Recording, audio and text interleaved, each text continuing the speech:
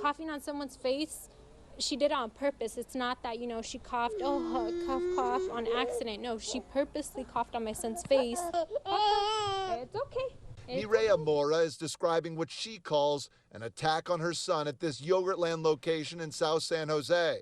Last Friday, the woman standing in front of her got mad, saying that MORA, who was pushing her son's stroller, was too close in line. It happened so quick, and I was in shock that she got close, she took off her mask really fast, and she coughed on my son's face. MORA has shown us surveillance video that shows the entire incident. You can see a woman taking off her mask and appearing to cough 3 times towards the 1-year-old boy.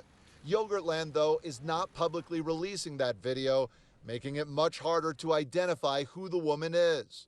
MORA says she believes what happened was motivated by race. I believe this woman might be racist because the family in front of her was white.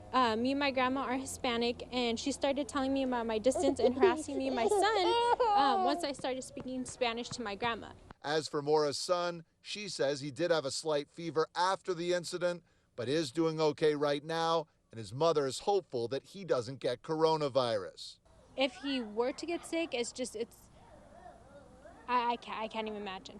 I did reach out to San Jose police, who have labeled this as an assault case, still waiting to hear back from them. It doesn't appear as though any arrests have been made. I also did personally view that surveillance video, which is troubling to say the least. In San Jose, J.R. Stone, ABC 7 News.